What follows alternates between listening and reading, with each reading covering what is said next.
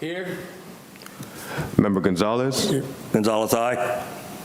Member Pfeffer. Here. Member Rodriguez. Secretary Amoroso. Vice Chair Cardo. Here. Chair Burke. Present. Alternate D'Erico. Here. Alternate Webster. Alternate Zlatos. Thank you. Next on the agenda is approval of minutes. Has anyone move the minutes to approval? Second it. So moved, the minutes. Any specific? Second. So receive all, say aye. Aye. Aye. Any noes? So receive, the minutes are adopted. And in the record. Presentation awards and reports? None. Public forum? None. We have no old business, we have new business. Our new business is ordinance 14-2024, revising section 1110-810, driveways, residential, providing for purpose and intent, providing for codification, and providing for conflict, severability, and effective date. Anyone presenting on behalf of the? I'll start, and then Jessica will do the rest of it. I'm very proud of this item that's on the agenda. We've had old code for a long time, and trying to write new code has been a real problem. You get caught up in other stuff, and it's really detail-oriented, and, nobody really wants to do it. So I had a couple of commissioners come to me complaining about some particular code issues that we were having, and I just put a group together and included all the disciplines. So we had building, we had code, we had planning, we had the fire department, and we have a member of our group, and we started meeting every week on Fridays, started creating a list of particular ordinance issues or code issues we were having, and then started making a list of what we were going to fix and started working on them. We also had one commissioner who came to all our meetings and worked with us. And so this driveway that you're going to see, that's the first item we finished. And we looked at all the driveway regulations around the area because we have gotten many, many code complaints about driveways, multiple driveways. How many driveways can you have? Where can they be located? Can they be in front of your front door? We have these things in the city right now. And so this was an attempt to look at everything.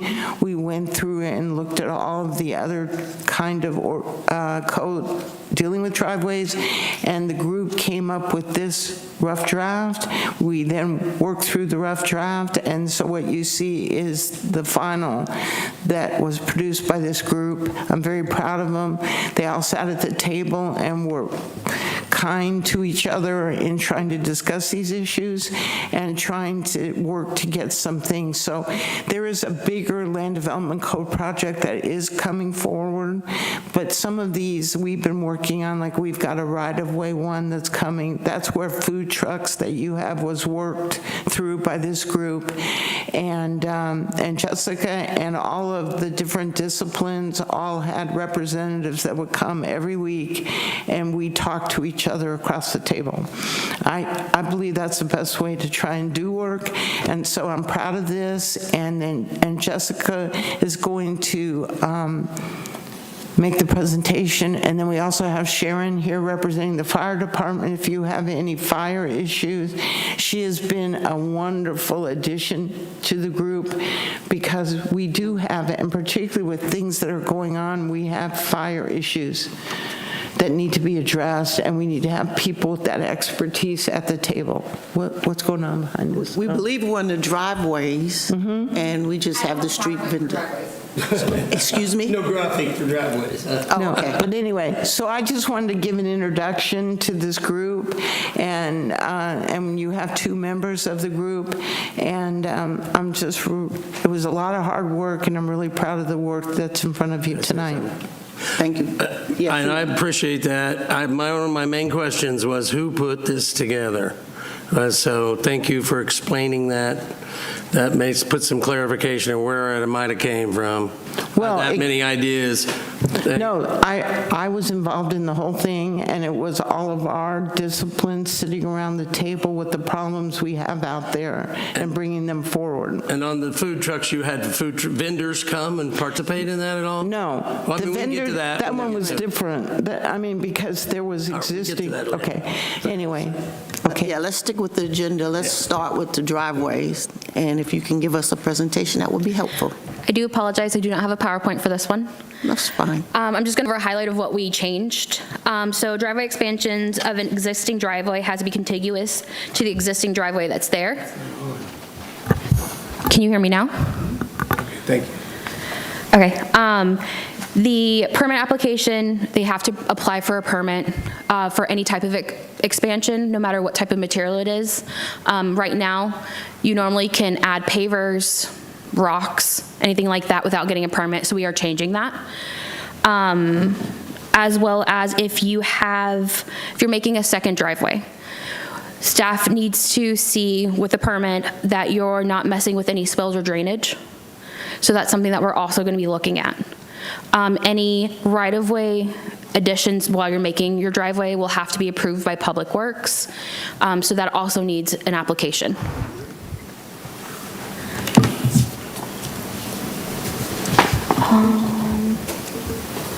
And I believe that's really all we've changed. If you have any questions, I can answer them. Anyone on Chair? the board? Yes, would like ma'am. to present? You may proceed. Thank you. I do recognize all the hard work that went into this, so I just want to start with that, and I appreciate it, but I do have a few questions, and I actually did have quite a few residents reach out to me, because as you can imagine, this is a pretty hot topic in Deltona, where most of us have those very small, narrow driveways. So the first question is, how are we going to handle all of the secondary driveways now that don't meet these existing guidelines? Will those be grandfathered in? Yes, they will. Okay, so how does that get managed, right? So how do you know that I might be grandfathered in, but then the house down the street from me is doing a new one? So normally we can look at aerial photos from the past. That's how we normally check if something's can be grandfathered in or not. Okay, all right. Second question is, and I think you touched on this earlier, is currently a permit is not needed for what's called I think it's called, today we call it an ancillary driveway, where it's something not permanent, it's crushed stone, shell, mulch, pavers. Now we are requiring a permit. Yes. And then also, in today's world, for an ancillary driveway, we don't require an apron, but now moving forward, we are requiring an apron. So you're only going to need an apron if you are going through the right-of-way. So if you're just wanting to expand the area closest to your house, it could go to 24 feet. You're going to be your max, and you would not have to expand your apron. But if you're making a whole new second driveway, like say you're a corner lot, and you want to add a second driveway because you have an RV and you want to park it behind your fence, that you would need a right-of-way, because you're going to be ruining the actual right-of-way that's already there, so you need an apron to connect to that. And it has to be made of concrete. Okay. My only concern is, and this was expressed by also quite a few residents, is this kind of seems to be going back a little bit to making it a little more challenging for residents to expand their driveways. So I just wanted to just make sure that that was brought up because it was important to a lot of the residents, and I can almost understand what they're saying is right now, I could see if you're doing something like maybe mulch, which is not, right? I know the goal of this is to try to also beautify the city and just make things a little more pleasing to the eye. But if you're making the investment and you're doing like a crushed stone driveway, if you're doing a paver driveway, and it's not permanent, because right now, I can go and do a crushed stone patio in my backyard, I could do pavers in my backyard, and I don't need a permit. So just curious what the thought was having that different. So the reason that we did this is there are quite a few lots in Deltona that have made new driveways going directly to their front door. So we are trying to eliminate that. That's mainly what we're trying to eliminate, people just putting driveways wherever they want in their yard. The expansion, our code only allows the 24 feet. I know a lot of driveways are larger than 24 feet when they have the expansion with the pavers and whatnot, but those would be already grandfathered in. That helps at all. Okay, all right, thank you. You're welcome. I have a question. What is the problem with the pavers? Is it really an attractive issue? Because it seems to me that if I just wanted to add 2 feet on each side of my driveway and I put pavers, that's not a distraction. So what was the concern of the city by why they felt that would require a permit? So the reason, I was it's just to make sure people are not making a whole brand new driveway and they're anywhere on their property. We are just trying to ensure there's quite a few people, we've gotten a lot of complaints of people residents having a driveway going directly to their front door. So they have a huge truck backing up literally right in the middle of their front yard. Isn't there a way to eliminate that problem with more specific zoning regulations that address the location as opposed to the expansion? My concern is the expansion because it seems to be a minimum amount of an addition. I mean, it could be limited, a foot or 2 feet, but it requires now more regulation to people to come to the city and request, and that just takes away from, I think, the quality of life. I'm a big fan of us as a city enhancing the quality of our homes and our yards. I'm a big proponent of that. I think that's one area that we're lacking. However, we have to balance it out. Whether a 2-foot extension on each side of the driveway really is something that requires a resident to come in and go through the hassle of a permit. And most people are intimidated by that process. They're intimidated by having to do a permit. And then there's a fee, obviously, associated with it. So I'm just wondering if there is if your goal is to regulate driveways and where they're placed among the property, can we narrowly address that issue without addressing the 2-foot, the 1-foot expansion? This is my thoughts. So that is something that we can look into. I know that the 24-foot wide driveway is what's in our code. That's technically how big the largest you're allowed to have. And it's funny because 24 feet to me doesn't seem like a lot. I didn't go out and measure my driveway, and mine's just enough. I mean, I don't have anything extra. And I wouldn't go through the hassle of expanding it, but I could see how if my old age and I have a wheelchair that I need to get in and out of the car, and I got 2 cars that are parked there, you can't open up both doors, where a 2-foot expansion would be reasonable, but yet now it requires me to come to the city, pay a fee, and ask for it. And again, while I believe the city has a keen interest in having zoning that will address the problems that we face, I wonder if this is a true problem. All right. Yeah. I would just say, I agree with you. I like your approach of is there a compromise where if you're doing truly a full ancillary secondary driveway versus a slight expansion on either side. So I would love it to see if that's something that we can look at.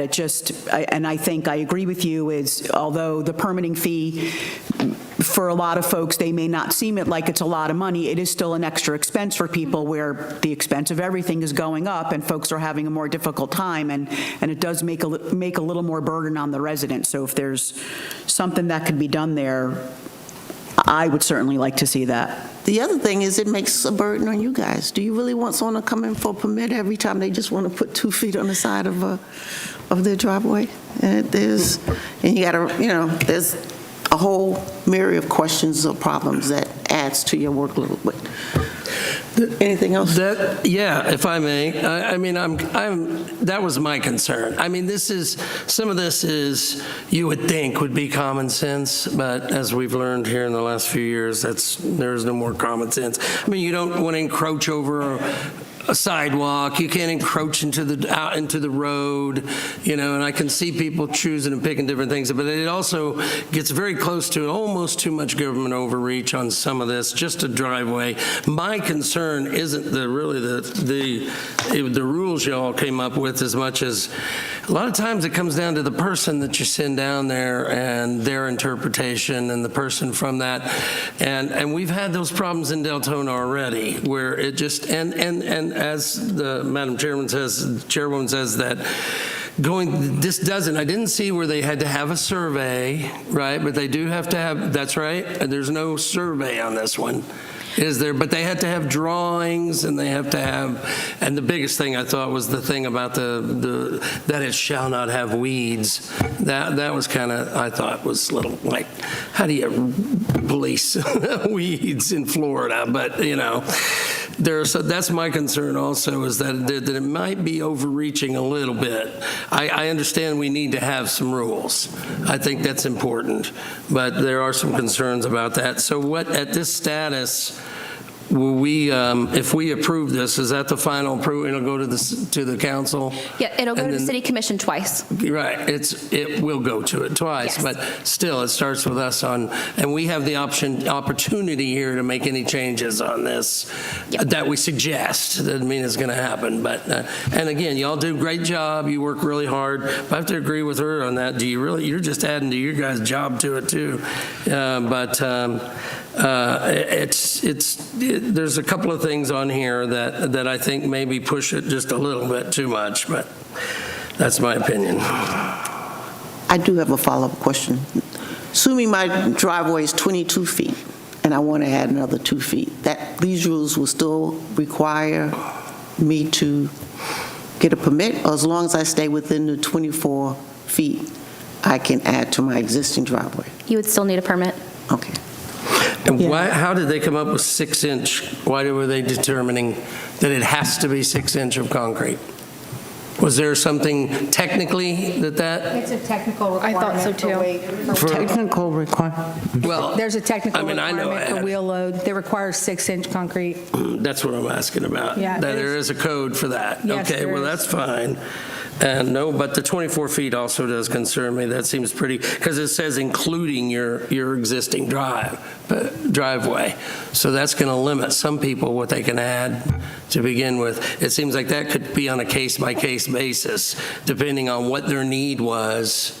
And I said, you have all of a sudden grandma comes live with you and you need a handicap spot, basically. And we also have HOAs to deal with on this. They have a play in it, but it starts with you all. They're going to say you got to get a permit.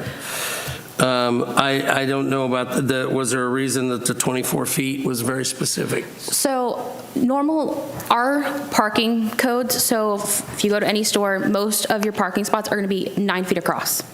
Your handicap are 12 feet. So if that helps at all with how we're looking at it as well. Okay.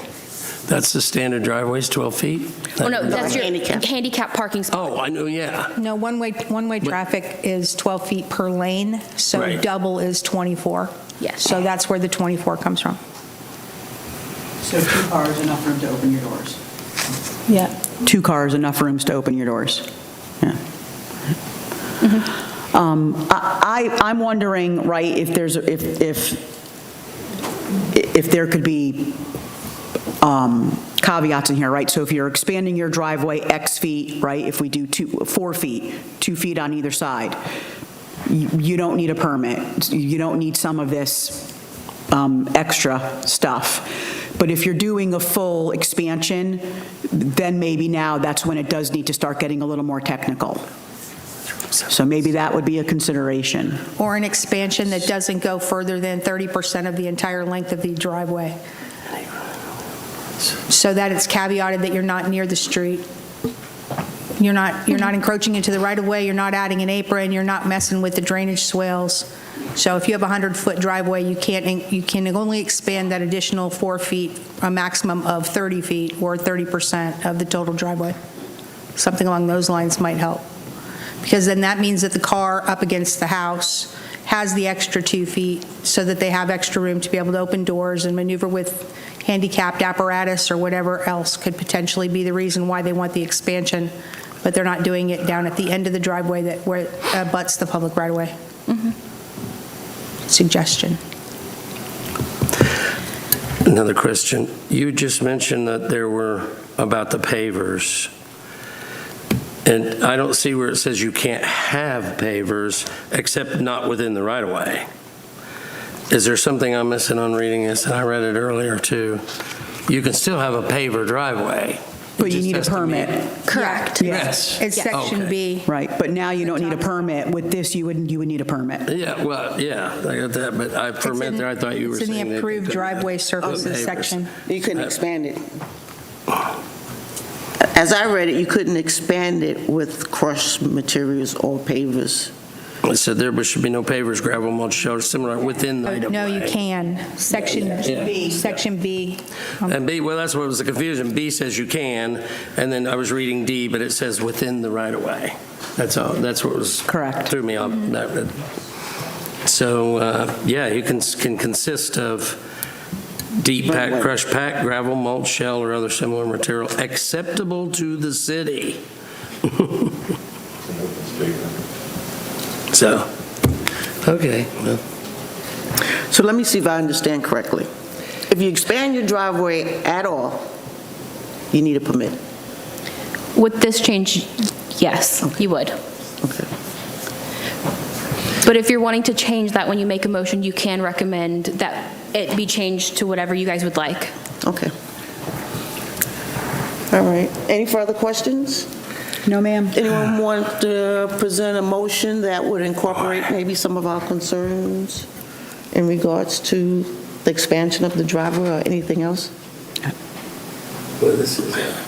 Yeah, I'd like to make a motion that we ask for the verbiage to be amended to include an expansion of the width of the driveway, a maximum of 4 feet or 2 feet on each side, as long as the expansion does not encroach into a building setback for no more than 30% of the total length of the driveway.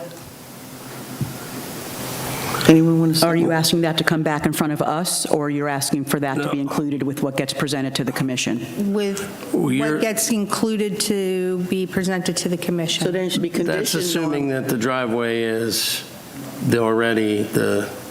you said 2 or 4 feet, that's assuming that the driveway is already 20 feet or so. He said all 30%. One minute, though. Let's follow a little procedure. Do you want to modify your motion, or, and then we can have a discussion on it? In what regard would you like me to modify my If it was motion? conditioned on, you would accept the approval of the recommendation conditioned on the language as you articulated regarding the addition of the expansion. So the only aspect was that it was, that your motion, you're accepting the recommendation, or you will agree to recommendation of accepting the motion conditioned on the language being included that you specified. Because otherwise, the way it read was that we wanted to come back, which is why I was asked that you wanted to come back. And we're not having it come back, we're just saying we would recommend or approve it conditioned on this language being X, Y, and Z. I would recommend it does not come back to this board, but that the language be incorporated in the copy that goes to commission for their final review and approval. Anyone second? I have a question. Push button too. Go ahead. You trying to get clarification of the motion? Yeah, what kind of the wording she's asking for? Madam Chair, may I Can you ask please that the speak into motion the be mic? repeated? Excuse me? May I ask that the motion be restated? All right, why don't you give a shot at it? I'll try again. All right. So I would like to make a motion that we amend the verbiage in the code At which to point? allow for a 24-foot wide driveway to be expanded an additional total of 4 feet or 2 feet on each side, as long as the expansion does not encroach into a building setback, and the expansion would be for a maximum of 30% of the total length of the driveway as measured from the house wall to the public right-of-way / property line. And that this verbiage be amended in the ordinance and presented to City Commission. Okay, that's what I was unclear about. Are you allowing a 24 plus 4-foot driveway? That's what I'm recommending. 'Cause I That don't think- 24 can go to 28 with a maximum of 2 feet on each side. Would you be willing to amend your motion to have that verbiage adjusted and brought back to this board before going to commission?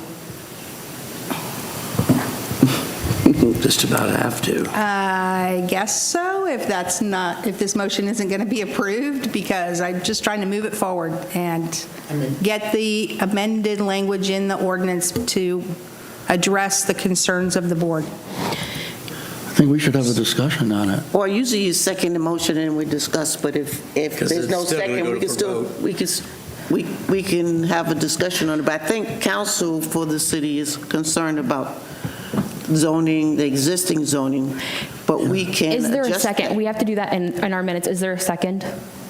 Yes. I don't know. Is there a second?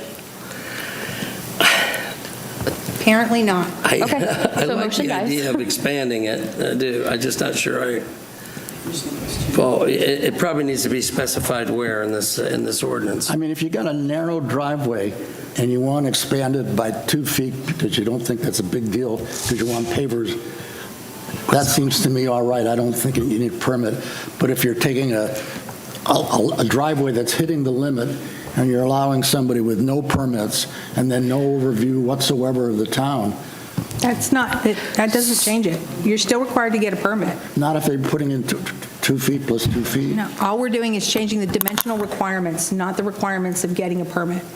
We're just saying that if you have a 24-foot wide driveway and you want to add an additional maximum 4 feet or 2 feet to each side, you're allowed to do that and follow the rest of the code by getting a permit, by making sure that you have approved driveway surfaces. Everything else still is, you still have to comply with everything else.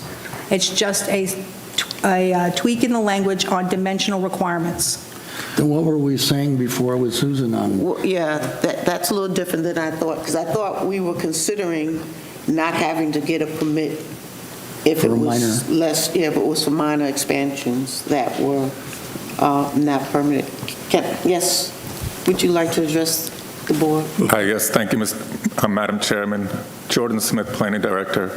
Just a thought, would the commission be amenable to, if someone wants to expand a driveway, they have to submit an application but not pay a fee for the expansion to 28 feet?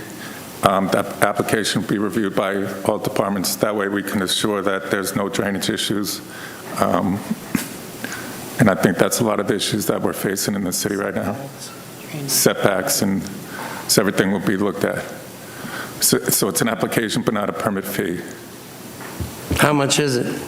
There'll be no fee. But for anybody for this application, ever? Okay. Unless type you're of- putting in a brand-new driveway. Oh, yeah, okay, if you're building, then that goes with the order with the developer anyway, okay. You have a question? Yes, I do. What type of documentation would your application need to include for you to be able to do that verification? Survey aerial photograph. Okay, thank you. I'm for expanding it from 24 feet a little bit. If that's all you're trying to do, then I'm actually for that purpose, but. With a permit? Yeah, with the permit, I mean, still everything else could, go. I just think you ought to allow it to be on a almost case by case. I mean, not 50 feet or something, obviously, you can't do it. There's got to be a stop, I guess, but she's giving a stop, 2 extra. feet, moving it from 24 to 28. Is there a reason why code-wise it couldn't be 28 feet? I mean, if it falls within the rest of the guidelines? I would tell you, when we started this, the driveways we had the most complaints about driveways than anything else in the code. And it became apparent to all of us that if we don't have a permit, we don't get eyes on what somebody's doing out there to determine that they're crossing a right-of-way, a setback, a drainage. We need culverts. We have lots that flood. We needed the permit as a mechanism to go talk to the folks and say, wait a minute, because we're getting tremendous amount of complaints. I have heard about that driveway going up to the front door of this house, and then a giant truck that is parked in that driveway that actually touches the roof line of the house. Would you want to live next door to that? Private property is private property. But there is reason with regard to, we also, value our property, take care of our property. We don't want to be an eyesore. We don't want to piss off our neighbors, so to speak. So those are the kinds of issues that were coming to the table of how do we get eyes on it to explain to the owner why we are concerned about that concrete pan and not, we have utilities underground, we have right-of-way there, we have all of these issues that we don't want to destroy for the guy living next door to him. So these are the kinds of questions. So yes, it's your property, but you have to use it in a way that you're not destroying your neighbor's use of his property. Well, yeah, if it's not impeding on them, though, I mean, if it's just an eyesore or something they don't like, that's something that's got to be between neighbors, I don't think. But if it's hurting the drainage system or the right-of-way, yes, I agree with that 100%. And that's all we're trying. That sounds like an isolated incident. The permit gets us a look, and then we can bring our different disciplines in to explain why this would not be advisable. Would you consider doing this instead? That's the whole idea. Otherwise, we don't find out about it until the code complaint comes in, and we've got people calling commissioners saying, how could they do this? Who did this? How was it done? So it was an attempt to try and figure out how we deal with these things proactively. And I think that, Jordan's suggestion of, we need the permit, we won't charge you for it. We're not trying we're only trying to be proactive. And that's what started this group. I think, though, I'm sorry. I was just going to say, it kind of sounds like, though, we have one major incident that now everybody in the city of Deltona that wants to add one's going to. No, there's many more. That's where I was going. I would just like to see a little more balance of, if you're doing a full driveway extension, size, whatever we determine the size is there value in doing all this? Absolutely. Cities should get their eyes on it. Absolutely. If someone's adding a 2-foot extension to their driveway, that's where I could see many of the residents having an issue. If you're adding a few feet to your driveway, I need to go through the same process, the same expenses, the same frustration. But we're not charging.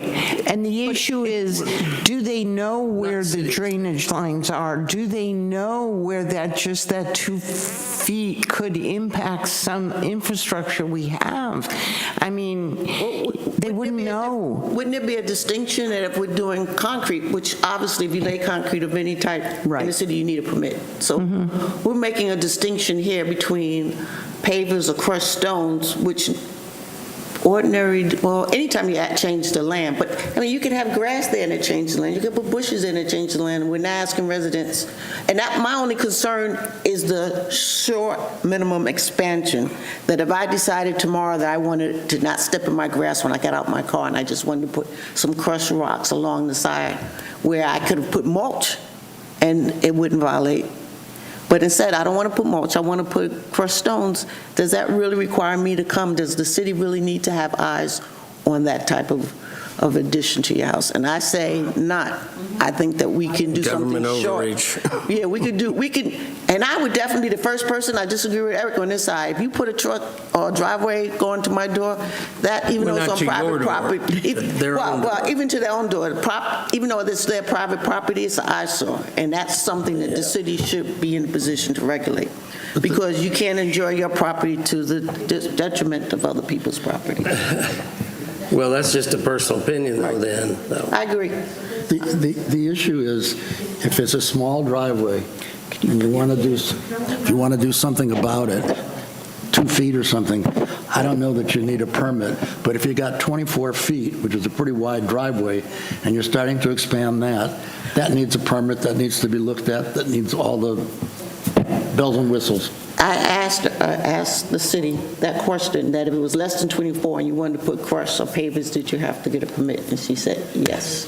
And that's where I have a problem. If you're right, if it's over the 24, I might be willing to say that's okay, because we have a delineated area. But what if we don't? We're not at the 24, according to their interpretation of these regulations.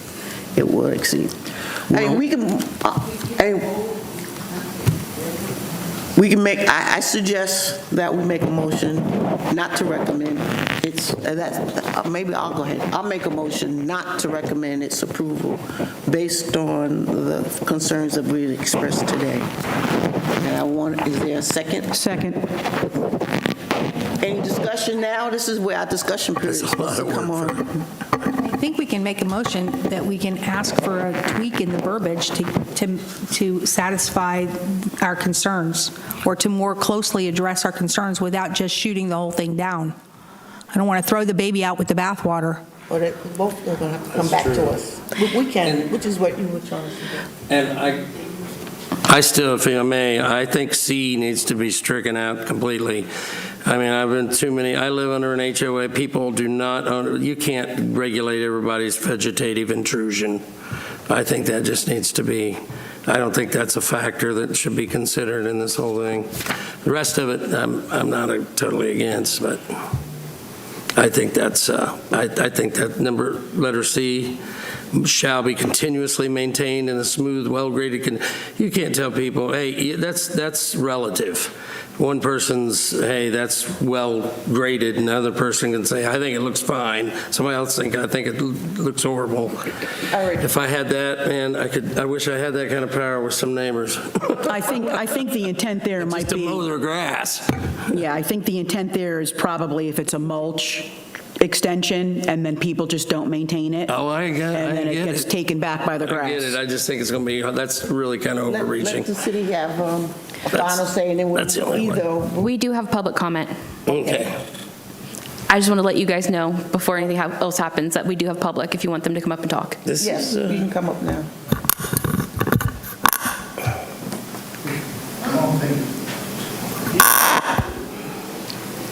is this the guy with the truck in the driveway? Okay,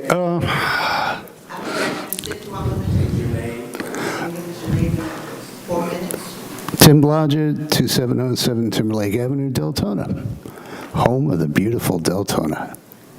Okay, listening to you all talking, I don't have any issue with anything that any of you are saying, except one thing, that you all seem to not understand the fact that when you get to disabilities, the standard that they use is 36 inches, not 24. Every door that you see here, every door in every house, they're all based on 36 inches. I bought over 10,000 wheelchairs for the VA.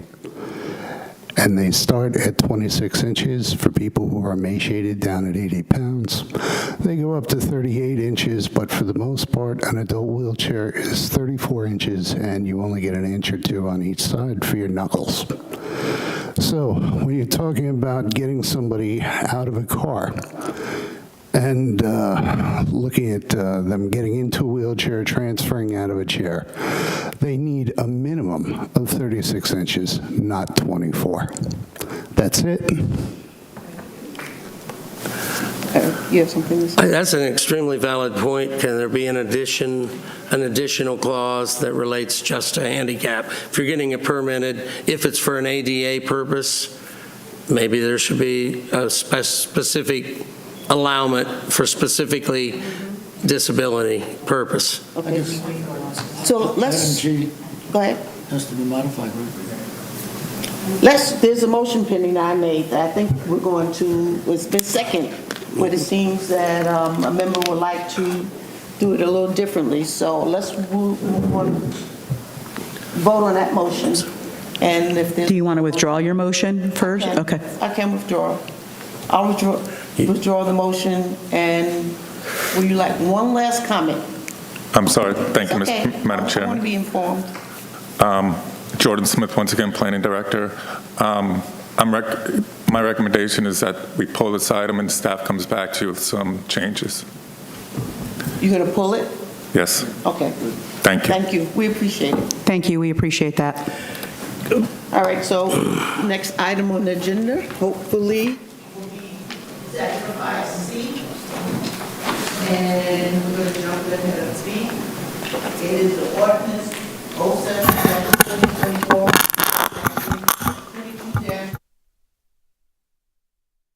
-191 of Article 6, street vendors of Chapter 26, businesses of the Land Development Code of the City of Deltona. Whenever you're ready. Good evening, Jessica Entwistle, Planning Manager for the record. Tonight, we're going to be going over ordinance number 07/2024, which is an update to the street vendor section of the Land Development Code. The commission did request for this to be updated earlier this year. Staff is requesting to update section 22-186 to 22-191, which includes mobile food dispensing vehicles and now mobile vendors. Changes, we are going to be updating the code to follow the Florida statutes. We're going to be adding a $100 annual application fee for all mobile food trucks and mobile vendors. We are putting a limit of having 2 vendors at each approved location. There will be no overnight parking, no overnight equipment left at any of these approved locations. We are extending the hours of operation to midnight during the weekends, and we are requiring a special event permit for any alcohol sales, as well as tents used for seating. Staff does recommend, the Planning and Zoning Board recommend the City Commission approve ordinance number 07/2024, updating the City of Deltona's Land Development Code, section 22-186 to 22-191 under Article 6, street vendors. Are there any questions? I have a question. You may proceed. Yes, thank you, ma'am. I have a question about the special event permit. That may be, that is specific, that's in addition to, the $100 is just for an annual fee to park, to be able to do it around Deltona, to park your truck around Deltona, or at a certain spot, Correct. right? So we have an application right now. With our application, we give you quite a long list of any location you're going to be at. So with that, we require a aerial. We have site plan. We normally require, like, you get a Google image of where you're going to park it, so we can make sure you don't impede in any traffic, you're not causing any issues, and we're still making sure that there's still enough parking for the business. That might be different. That's what I read before, and I understood that, I mean, obviously they're going to take up some of the parking or wherever they're at. They can't, that's basically saying that how would they possibly add additional parking if they're not allowed to use the parking that's there? So we have a lot of food trucks are going to House of Worships. They are going, we have one that goes to Lowe's. There's an approved one for AutoZone, auto discount stores, stuff like that. There is additional parking that's not being utilized that we allow it. We just have to see where you're putting it to make sure that you're not, if you can't go to a store that has 10 parking spots and they use them all. That's what we're really making sure. Yeah, that's one of those balance issues. There's a person that camps out there by I-4 in Saxon. It's not a big truck, it's just more of a trailer. That's a mechanic shop there. You're saying that somebody wants to eat there, they couldn't pull in and park. They'd be okay just to take one of those mechanic shop spots. You just don't want them to take all of them, of course, but But the way that reads is they're not allowed to park, that you have to still allow the allowable, ratio of parking for that.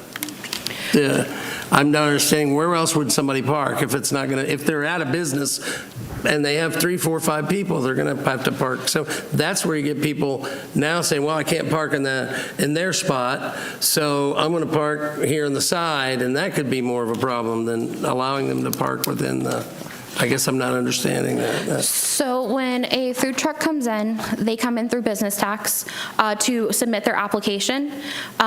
Business tax normally brings the application back to planning. So we have an aerial of, say, Lowe's, and they're going to highlight. Well, Lowe's is a real big one. Okay, so let's, AutoZone. AutoZone. So they're going to bring us the layout so we can see the whole entire parking lot.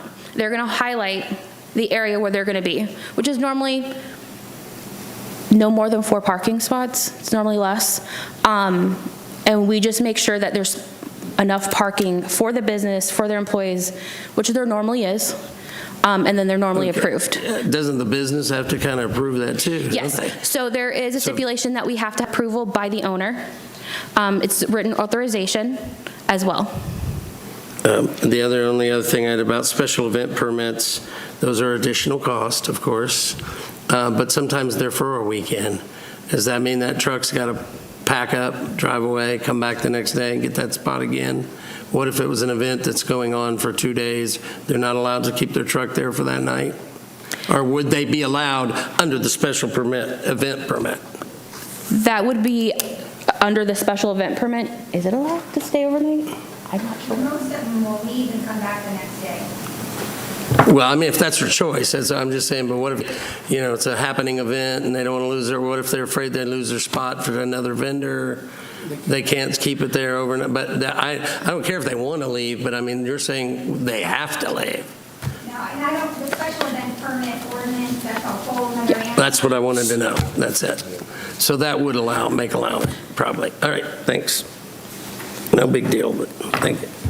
Anyone else have questions? Yes, ma'am. You may proceed. No more than 2. So a few things, right? As I read through this, I feel like we're almost taking a little bit of a step back to previous ordinances that were tried, that have come up in front of the commission before that did not pass.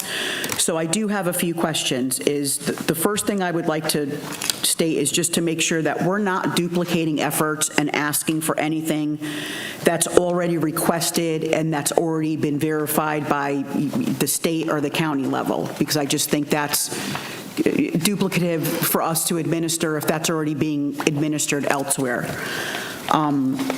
I do have a question about, I'm not sure of the page number, but it's Section 22-191, Item B, a written or typed authorization from the property owner permitting the operations. I'd like to see that expanded a little to include the tenant, to include the property manager, because the property owner is not always readily available to do that. And, most of these, like an AutoZone, if it is a tenant, it's going to be the tenant that's there that's going to make these arrangements with the food trucks. Sorry, I have a few things.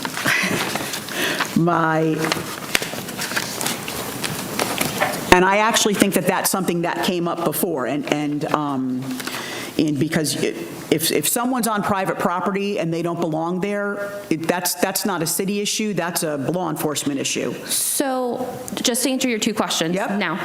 So we're requesting what's required by Florida statutes other than the site plan, and that's something that we want to see to make sure that we're not messing with any parking or driving aisles, anything like that. And for fire purposes, we have to have room for fire trucks and ambulances, anything like that. And then for your question about the written authorization, so Lowe's, we take the store managers because it's going to take a long time to get the owner of the building.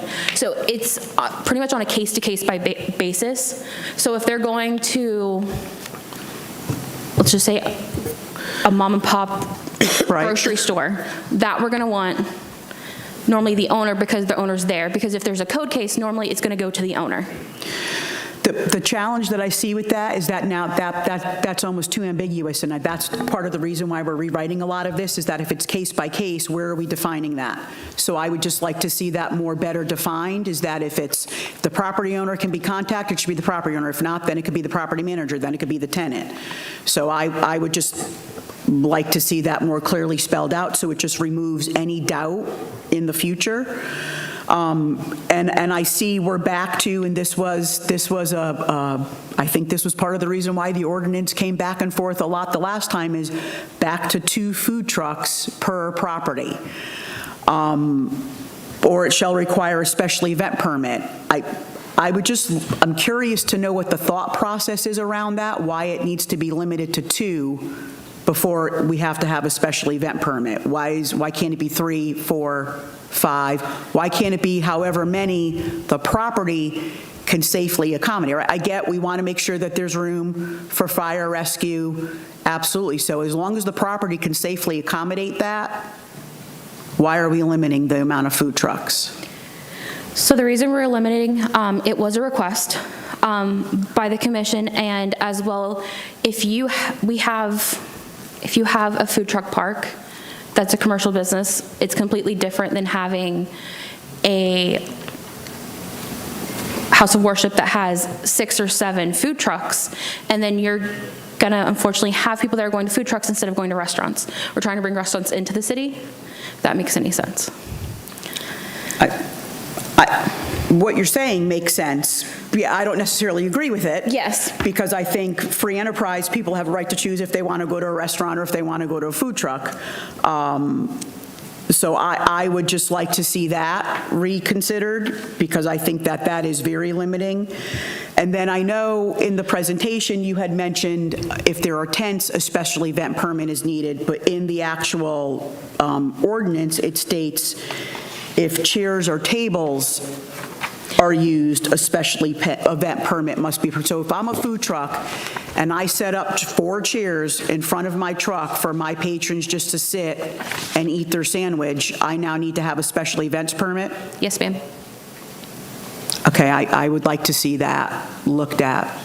Okay, I get the tent, right? And I understand that, but if you've got, again, if there's adequate space and there is space enough to put a few chairs in front of your food truck, why does that now warrant a special events permit? Most of the food trucks that have that right now do not have that in their site plans or do not have it approved by staff at all. So that's one of the issues that we're currently having, because that's taking up more parking spaces that staff has not reviewed or at all. We haven't had a single one come in to even get a permit for that. So that's one of our issues. And then the food truck is taking up, you're having a dining experience. And trying to think of the best way to say it, I apologize.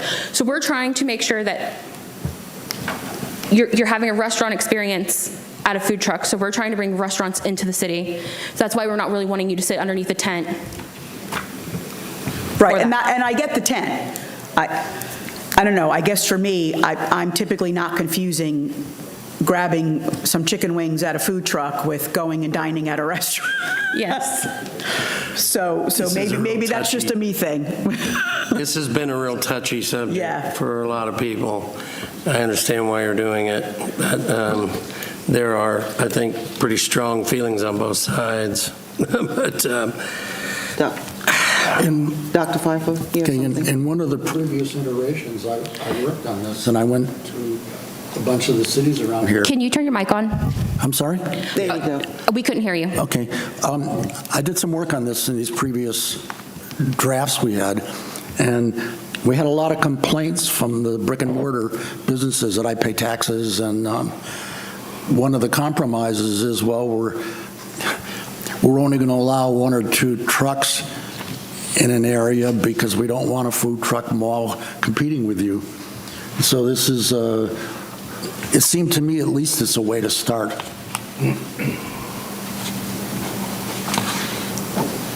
Any other questions? Yes, I have a question. Please.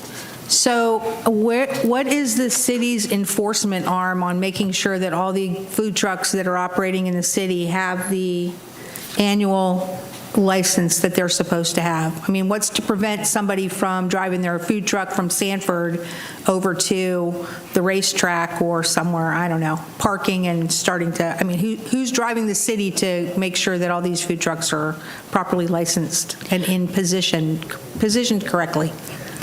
So we do have, Code has a list that we've made with all the food trucks that have an application with us that have been approved with their site plans. If they're not on that list, Code just advises them, hey, can you go into the city? Please fill out the application, because right now it is free. Just fill out an application, and that's all we really need. But that's what they've been doing. Code will see them, then make sure they're not, if they are or are not on the list, and they'll just advise them they need to come to the city and make an application. So don't we have a food truck event at the park that's over off of? Dewey Boaster? At West Cryle? No, the other one, West Cryle Park. So. Oh, West Cryle. Suspended that the last couple of months. They suspended it. Okay. Because, suspended do you it? know why?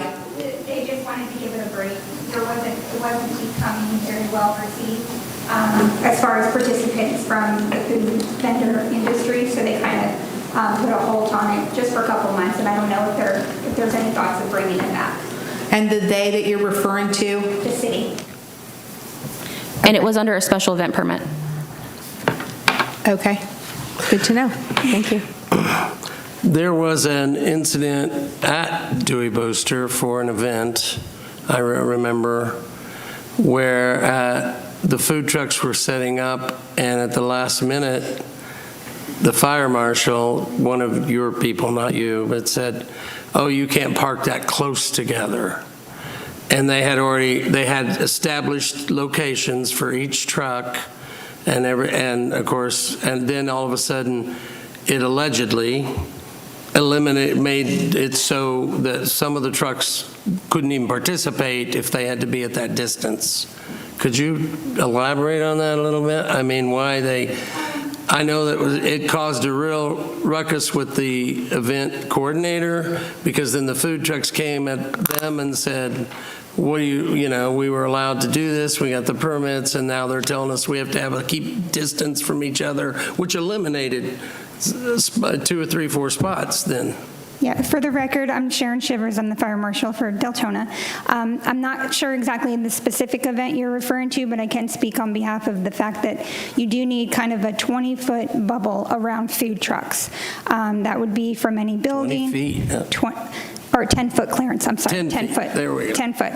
So a 10-foot bubble clearance distance around that would be from any combustible vegetation, from other food vendors, from vehicle traffic, from other buildings.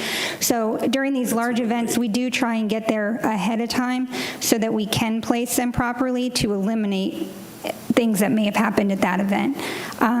We have relaxed it a little bit where we're allowing them to now be kind of on the combustible surface, on the AstroTurf if you want, or the nicer grass at Dewey Boaster, so that we can expand and have more food trucks participate rather than just in that little cul-de-sac area. Yeah, because this is saying it has to be on concrete or paved surface now, too. So that might eliminate some locations. I mean, the parks, mostly grass. Yeah, and Dewey How do Boaster you do? wasn't... Is that a special permit thing? Yeah, and it wasn't designed to accommodate for a food truck event, but we're trying to get creative in ways of making it more attractive for food trucks. That's good to hear. So yeah, we are trying to work with them. Well, they're very popular. I mean, so with some people, but it seems to be a love-hate relationship for others. Yes. That's what I was just... And then just to touch a little bit, I know you asked about the annual inspection. We are not involved with the licensing, the registration part of it. We don't get involved with making sure that they're licensed with DVPR, but we will do as an annual or a semi-annual fire inspection. And we have created a document that is, it's called a MOG. So we've got all the municipalities within Volusia County are under that MOG. So any food truck can go to any municipality, have an inspection done, and get a sticker, and it shows that they've had eyes on that truck in the last 6 months. If we see that that sticker is expired, then we will go ahead and engage in the inspection, redo it, retag them, but that's a service that they can do at any of the municipalities in Volusia County now. And what are you inspecting for? All fire code violation, any fire code violations. So whatever is in the Florida Fire Prevention Code. We have a standardized checklist that everyone operates off of so that we're remaining consistent across the board. And then we sticker them when they're compliant. So hood exhaust and fire extinguishers Correct. and the like? Correct. Gotcha. And then when we go out to these events, we, at least in Deltona, we like to make sure that they're compliant ahead of time so that we don't get out there and find out that they don't have their fixed suppression or that they haven't been inspected properly, so that we're not turning people away. When they get there, they've already been pre-approved for us, so we're just really placing them and making sure that they're compliant in that aspect. So how do you do that? How do you do a pre-approval? That needs to be. It's a lot of legwork on the front end, but we make sure that we have all of their paperwork is updated with their fire extinguishers, their fixed fire suppression, any gas inspections that they may have needed. Okay, thank you. Thank you. You're welcome. Yeah, understandable. Don't want them to blow up. The only thing I might ask about was the seating and tables. I see that being a tough thing for some of these trucks to be able to.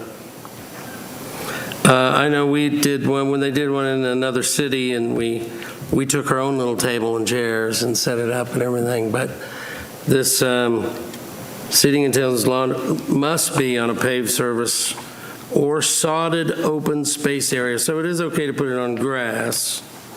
This is specifically for the truck, correct? Right, I guess, yeah.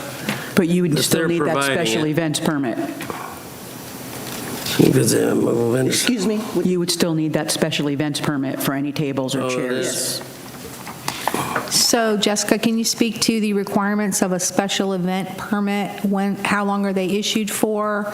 If somebody wants to, at a place of worship, want to have food trucks every Friday, does that mean they have to come in every week and get a permit? What are the parameters of a special events permit?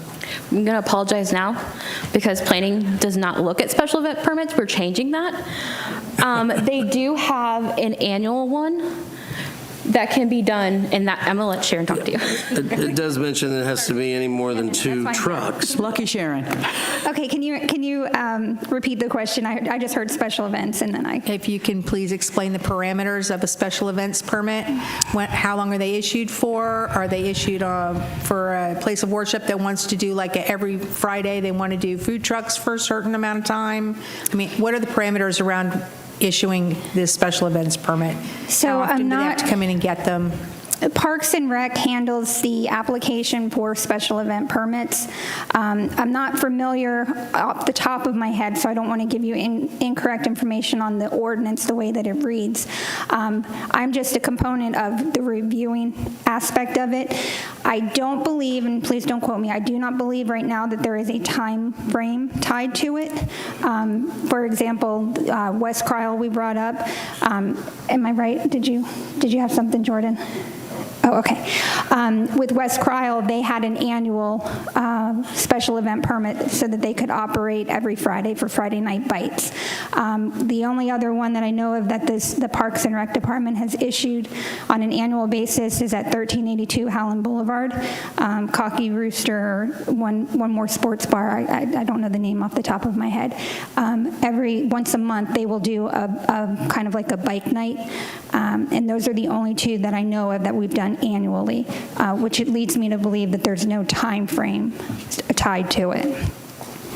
So Thank you. And it does state that it becomes a special event when there's more than two trucks. more than two trucks or there's a tent, table, or chairs. Right. That was further down. And I think that, again, I don't want to give you false information, but something is, on my mind. I believe with the special event permit, I want to say it's 3 or more trucks is what's triggering a special event permit on the special event permit side. But again, please don't quote me on that. seems. So it almost sounds like, if they're going to be at the same location, they could potentially leverage the same special, you get one special event permit that may carry through. But if they're going from location to location, that may be now where they may need a separate permit so you guys can get eyes on it and make sure that it fits that new location. Would that be a fair assumption? Yes. Thank you. And I know there has been a lot of discussion on trying to get that special event permit ordinance re-looked at because it does need to be cleaned up a lot. So just. Thank you very much. Yeah. I'm sure we'll be seeing that soon as well. Anything else from the board? The only problem I have with this is the limited vendors on private property. To me, that's a problem. Okay? Churches, private property, even, these Lowe's and those places are private property. If the owner of the facility or the location says, we meet the requirements for emergency vehicles and all that, we shouldn't have an issue with putting 3 or 4 trucks here. Same with the churches, putting multiple trucks on there, as long as it doesn't interfere with the emergency vehicles that possibly, knock on wood, don't happen, but they show up. So the city government getting involved in the private property, I got an issue with that. Well, I think one of the reasons why is because the city has an obligation that everyone, the full community, gets to enjoy their property to the fullest. And part of the questions or concerns is that if you have all these trucks, food trucks out there, then it almost discourages restaurants to come in. And that's part of the zoning. The zoning provisions, the reason why the zoning provisions are there is to make the city function better and But it's to meet the still needs of the community overreach as a whole. private property. I understand. And that's But what we I have regulate an our issue property. with. We regulate, we can't put a driveway I more know, than that's, 24 feet. and, We trust can't me, put a I'm two-story thinking the house. same thing with that, but, But that's what we're but about. see, That's what the zoning's for. having a septic system in my front yard, I'm not worried about it. Yeah, well, So, that's what but zoning's for, though. it's the government overreach onto private property. Well, that- there's a balancing act. The government Yes, I can't be too intrusive, but at the same time, it has to protect the interests of the community as a whole. And part of that, we fuss every day for why we don't have restaurants in Deltona. Oh, But yet, we want to put 50 food trucks on Lowe's parking lot. We're not going But to. it's, as it was stated earlier, it's a preference. If you want to stop and get wings at a food truck, or you want to go to a restaurant and, have a sit-down dinner. Well, his preference is to have a swimming pool in my front yard, but I can't have a swimming pool in my front yard. That's what the city says. But That's why we have zoning laws to so help like I said, preserve the overall quality of the community, and that's why you get residents to sit on the zoning board so they can influence what happens. So that's your role, I guess, you're playing here, and I'm playing the devil advocate.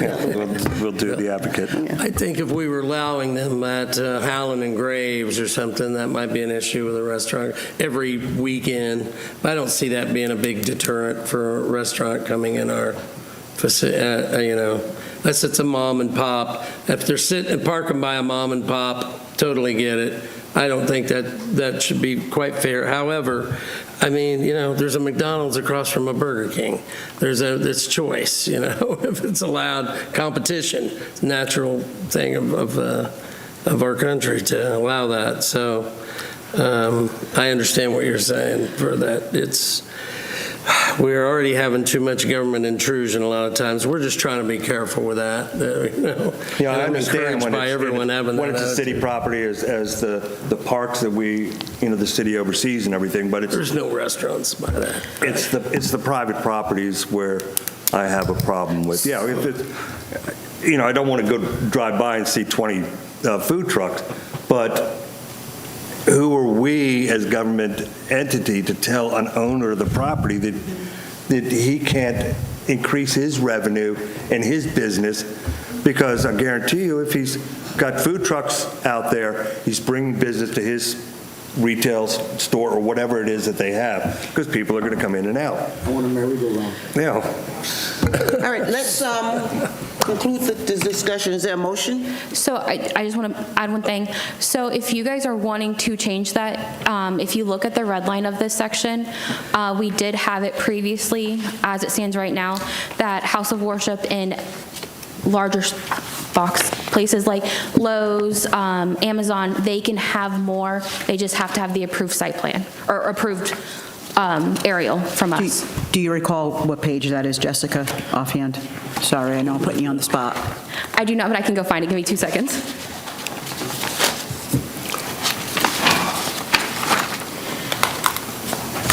In any event, it didn't prohibit more than 2, it just required a I special think I found it. It's item 3. Yeah. It says no more than 2 vendors. Or then it goes into a special event. That's, yeah. So it doesn't completely prohibit it. You just have to get another Yeah, I don't- type of permit if you want more than 2.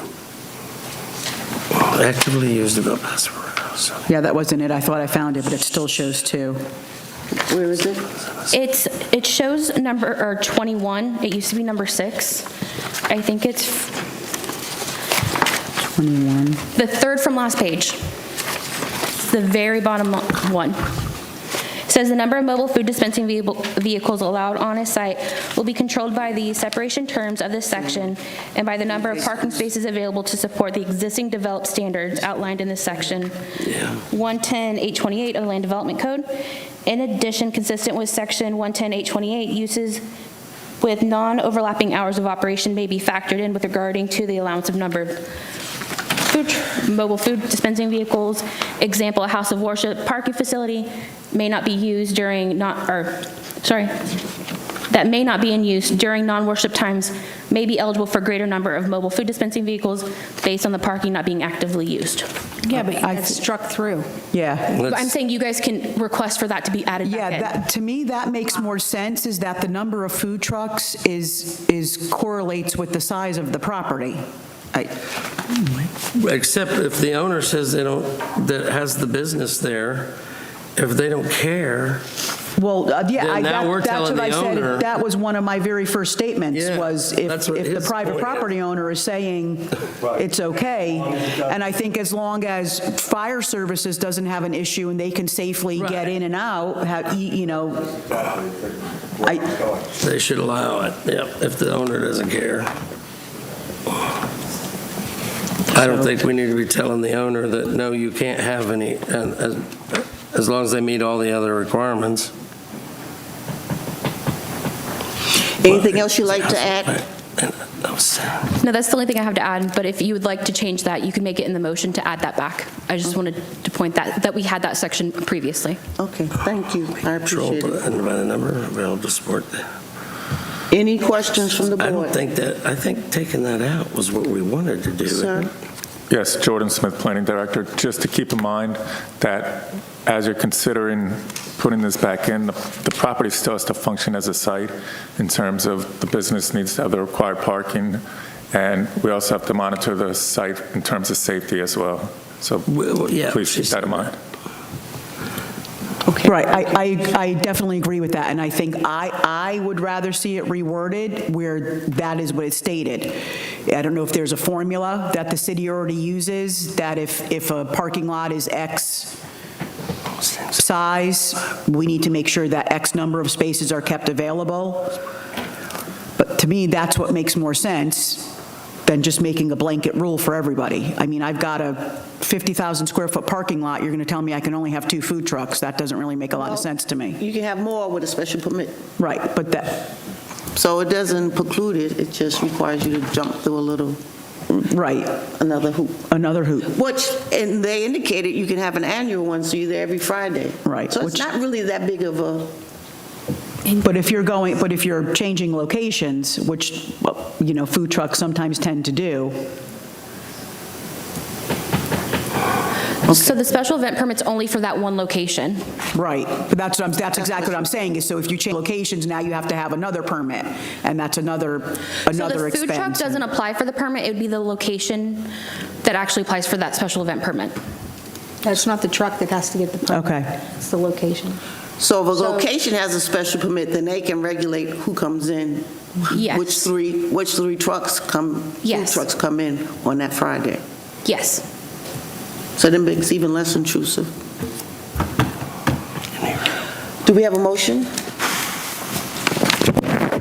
Trying to No? decide that. Wait a minute. Oh, I tried that last time. What? I'm trying It's to, discouraging. No, I had to withdraw mine, right, so. No motion? well, hang on. Dr. Pfeiffer, you have a, Eric's working on something there. Eric's working on something, okay.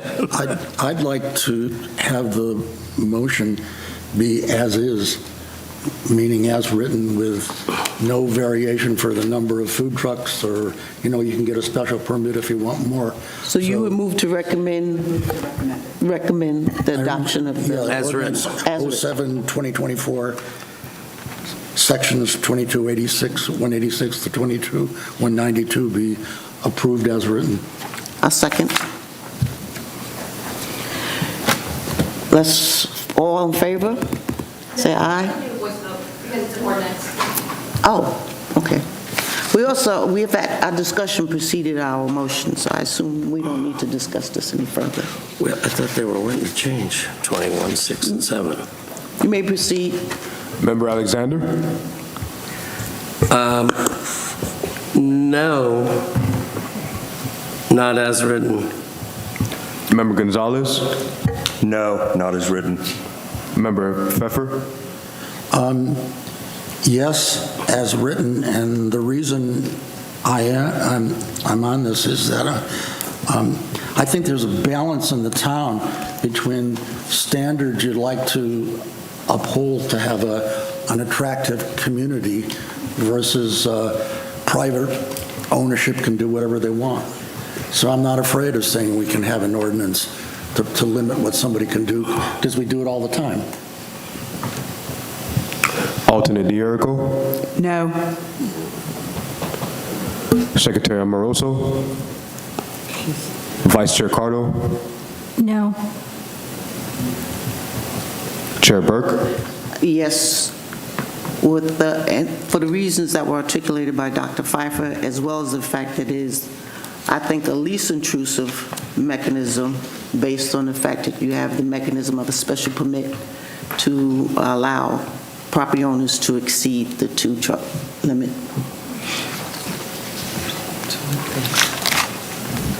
So we did a negative motion, so we're nowhere. No, okay, so it didn't pass, correct? It didn't pass. Okay, so I would like to can I make a motion? Yes, you may. I'd like to make a motion that we approve the ordinance as revised, except for adding back in section 21, 6, and 7.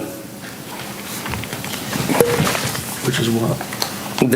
Regarding the parking calculations and parking standards, non-lapping hours of operation, houses of worship may be eligible for a greater number of dispensing vehicles based on parking being not actively used. Still could be subject to the special permit of beyond 2, but I think they ought to allow the parking then. I'll second that motion. Beat me to it.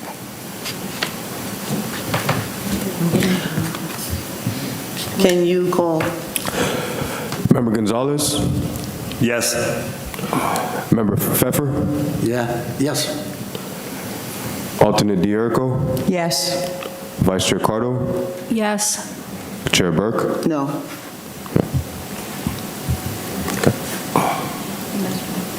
No. Amoroso. Pfeffer, I got more. Can he call you? Alexander? Yes, I thought you were just, because I made the motion, I got you, sorry. I believe that carried, so it would be another revision. Okay. So What's the procedure on that? what's the tally on the, it's 6 to 5 to 1? Okay, so the motion has been Carries. passed. Now, what's the procedure on that? Does this have to come back to us now a second time after revised with that, or? No, it'll go to city commission with the revision. Still go to the commission? Yeah, it's already been advertised for city commission and everything already. It'll go to city commission September 16th. Okay. Let's move to Section B of the agenda, which was ordinance number 13-2024, amending sections 110-300 to 110-320 of Articles 3, establishment of classification and official zoning map of the Land Development Code of the City of Deltona. All right, good evening again. Jessica Entwistle, Planning Manager. For the record, we're going to be going over ordinance number 13-2024. This is amending the sections within the Land Development Code regarding zoning.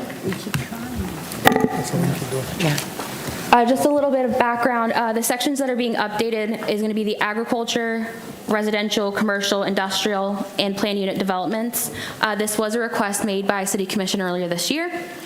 I do want to add that we are going to be updating the multifamily section. We're still in the process of doing that, and that's just to make it more attractive for the city. So that the multifamily. The only things that's been changed in the multifamily as of right now is the grammar issues and spelling errors.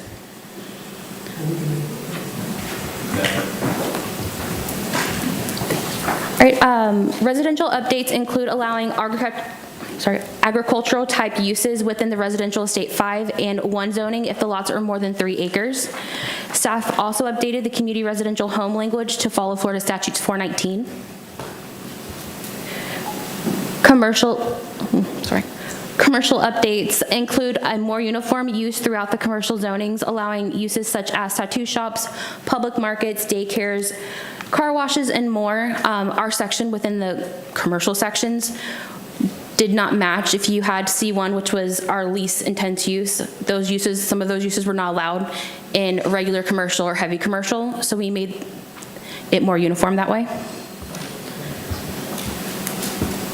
And staff does recommend the Planning and Zoning Board recommend the City Commission approve ordinance number 13-2024, updating the city's Land Development Code section 110-300 to 110-320. And are there any questions? Yeah. Okay. So I appreciate, and I see the majority of everything in here is correcting spelling, typos, grammars, but there is one thing that really is standing out to me that I'm not comfortable with, and that is where we're defining everything. We're adding the statement that basically no premises shall be used except for the following uses, then it defines the use. But then we're adding the statement on everyone that reads, unless approved by the Director of Planning and Development Services or designee. To me, that's removing the commission from the approval process, and I'm not comfortable with that. Well, there's no standards. No standards for which. Yep. Actually, I thought that was a great line. So that was added in case there's a use that's retail that's not listed.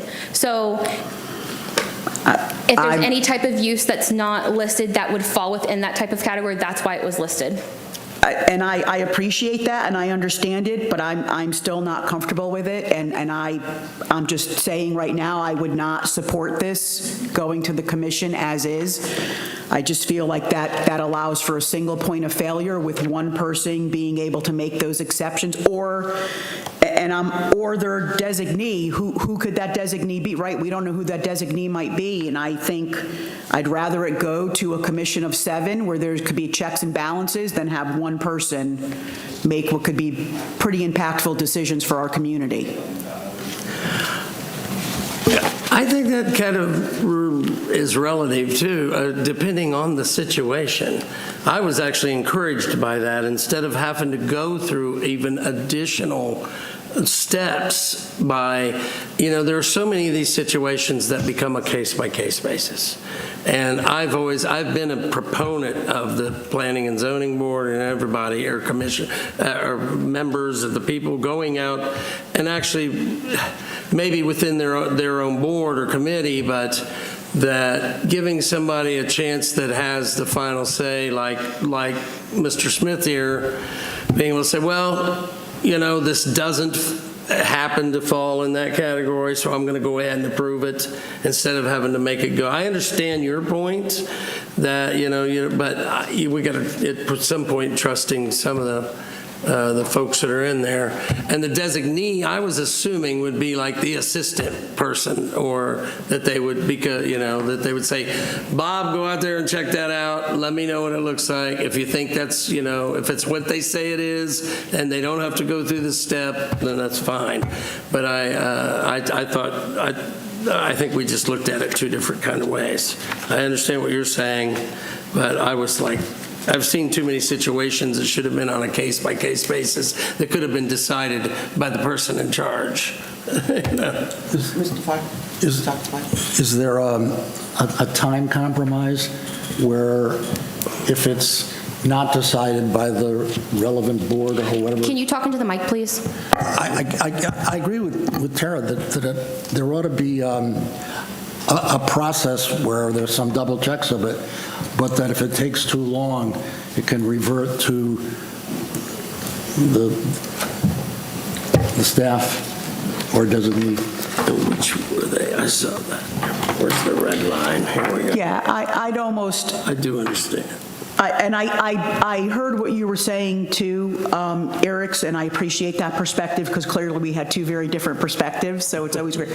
So, right, is maybe to satisfy that, is do we allow the director of the planning and development to make approvals that are consistent with the intent?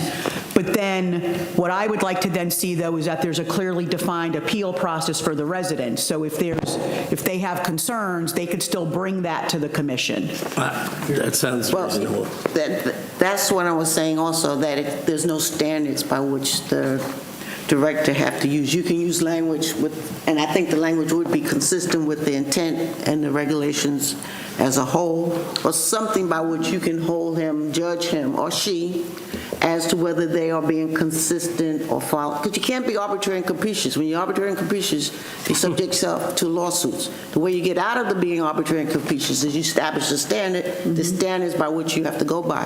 Yes, you can allow a person to use their discretion in applying those standards based on a case-by-case basis, but you have to have some kind of language in there that gives standard. Otherwise, it will be deemed arbitrary and capricious and unlawful by the courts.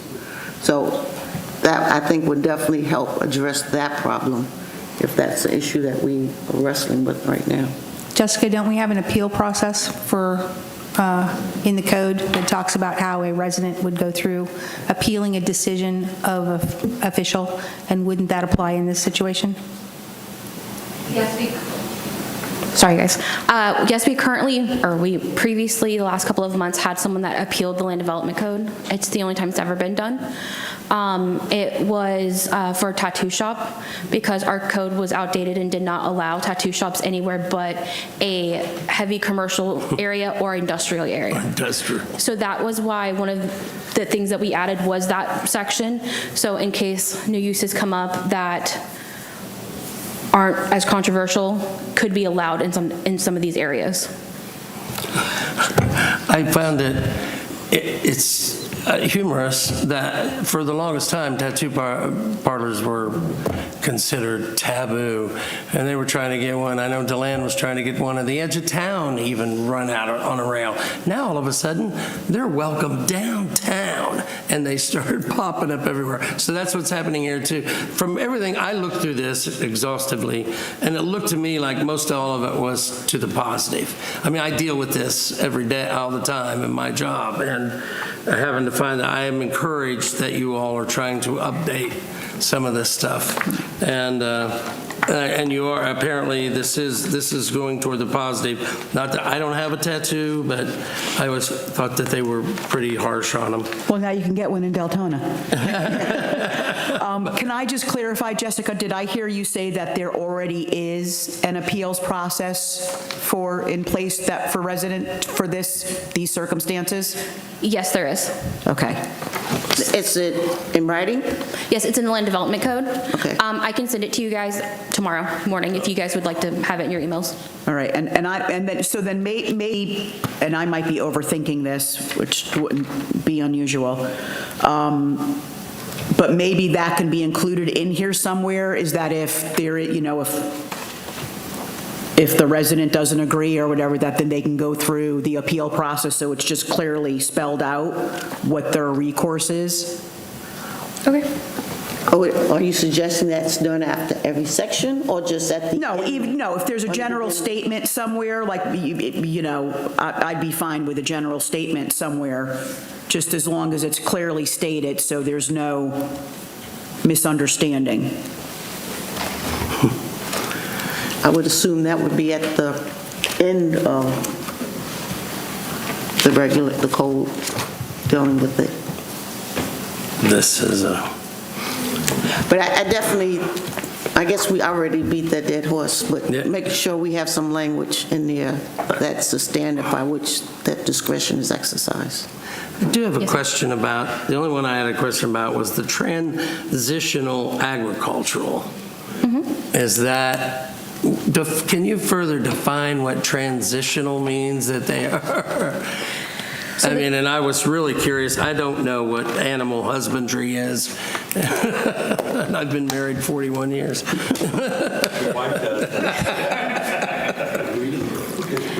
It's breeding. Oh, of course, of course. The breeding of animals, I should know yes. that. Raised on a farm. We just didn't use that term. Anyway, transitional meaning it looked like going into a bigger agricultural use or from agricultural to residential transition, or what? It's more of an agriculture to residential. We don't have many lots that are even agriculture in the city. Right. So that's why we added the transitional. Closer to out to Osteen is probably our biggest. That is one of the reasons that we added that RE5 and RE1, which is our residential estates, the larger lots, really common in the Osteen area. They were agriculture previously, and they were allowed to have agriculture type uses before they were brought into the city. So anything over 3 acres now, we would allow those type of uses. Makes it a little bit easier, doesn't it? Y'all did a lot of work on this. I commend you on that. Thank you very much. It's not unnoticed nor unappreciated. Yes, this needed to be done, and most of it I see is positive, almost all of it. But it's almost too comprehensive to get down to the nitty-gritty on small things. But I'm sure there's probably something in here that I do have a question, though. Because I worked off the red line, and I'm trying to understand the distinction between your color codes. I understand the red, the blue. What was in blue? Why was there blue? Was that any specific notations? And then the green, the consistent green, I was trying to understand what that was. It was multiple people. So I went ahead and I made the big changes, and then I had other staff members go behind me and fix any issues I missed or anything like that. That's why there's different colors. Okay, so it's different individual edits. Yes. Okay. It was confusing me. I couldn't make the distinction. I apologize. I didn't even notice because I've looked at it so many times. Madam Chair, I'd like to make a motion, if there's no other questions. Are there any other questions? No? Granny All right, feel flats. free. I would like to make a motion to approve, to advance to the City Commission, ordinance number 13-2024, the Land Development Code update, with the caveat that there is language added clarifying the appeals process for a resident. I second. And can we add language that the discretion will have a standard? And that language would have a clearly stated standard.